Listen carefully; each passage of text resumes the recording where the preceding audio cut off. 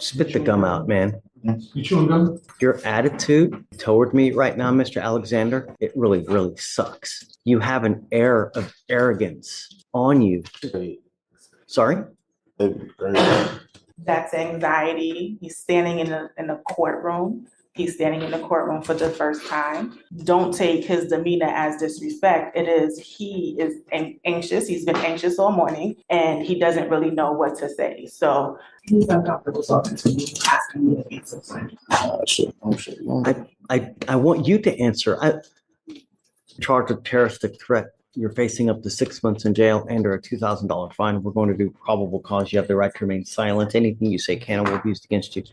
You have the right to have an attorney present. If you cannot afford one will be appointed. Okay. 2024, officers were dispatched to 11910 Chetman Drive in Harris County, Texas. The complainant, the mother of the defendant, told the officers that her 11-year-old son, the second complainant, was riding his bike down the street when he passed the defendant.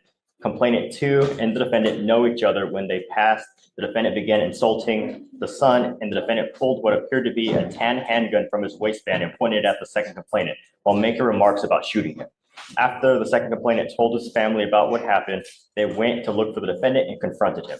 The defendant reached into his waistband again, but the complainant's family was able to wrestle the gun away, which turned out to be a BB gun. The officers noted that the BB gun appeared to be very similar to a real gun in appearance. Alexander, are you here with anyone today? Sure. Who are you here with? My mom. Go grab her, please. Go grab your mom. Are you mom? Yes. Come on up. Come on up, Mom. Good morning. Hi. Thank you so much for coming. No problem. Did you hear everything that happened? Some of it, I couldn't hear all of it. Let's hear it again. Okay, do you mind, please? Yes, Your Honor. Thanks. On September 23rd, officers were dispatched to 11910 Chetman Drive in Harris County, Texas. The complainant, the mother of the 13-year-old boy, told the officers that her son was riding down the street riding his bike when the son passed the defendant.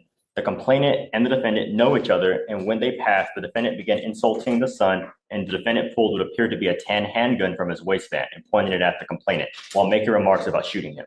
After the complainant told his family about what happened, they went to look for the defendant and confronted him. The defendant reached into the waistband again, but the complainant's family was able to wrestle away the gun, which turned out to be a BB gun. The officers noted the BB gun appeared to be very similar to a real gun in appearance. Lucky he's not charged with aggravated assault. You know, they could charge you with a very serious offense where you're looking at serious time in prison. You're lucky they didn't, Mr. Alexander. How old are you, sir? You're 18. What do you do with yourself these days? Spit the gum out, man. You chewing gum? Your attitude toward me right now, Mr. Alexander, it really, really sucks. You have an air of arrogance on you. Either that or has he been with you all morning? I'm sorry? Has he been with you all morning? Yes, yes. If I drug test you right now, what's going to show up, Mr. Alexander?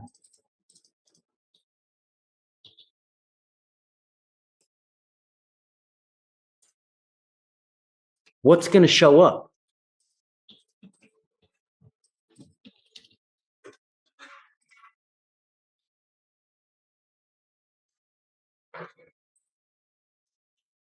I'm sending him for a drug and alcohol test right now. I'd like to know what, if anything, is in his system. We have to.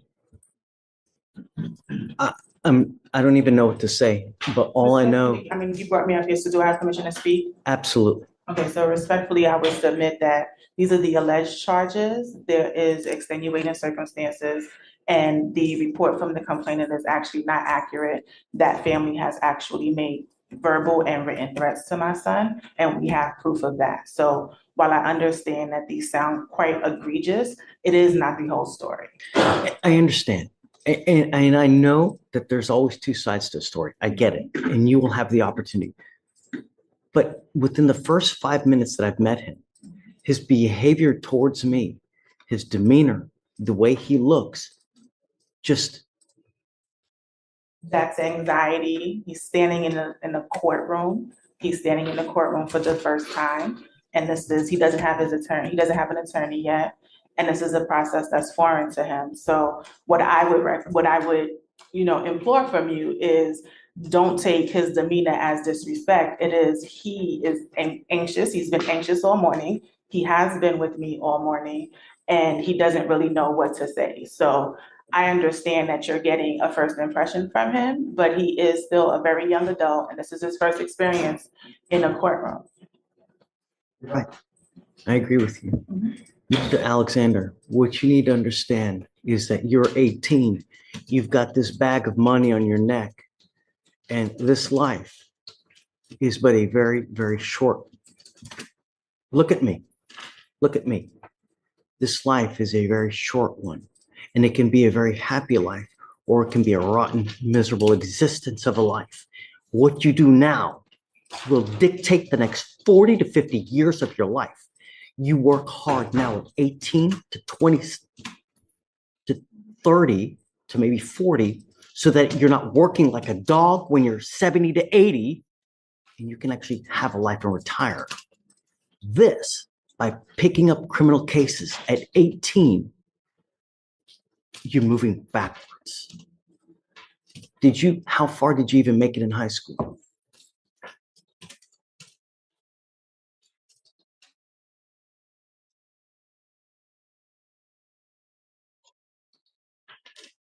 He's uncomfortable talking to me, asking me to answer. I want you to answer. I want to get to know you, Mr. Alexander. I want to know what's sorry? Said 11th grade, Your He said Honor. 11th grade.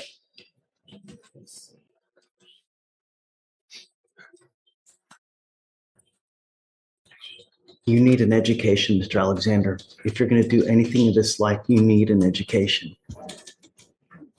I got my education. I want to do everything I can to help you out. Okay? I really do. If he's smoking weed, it stops today. Okay? I'm going to drug test him right now because I want to know what, if anything, is in his system. If he tests positive, then I'm going to test him again in 40 days, give or take. The marijuana stops now.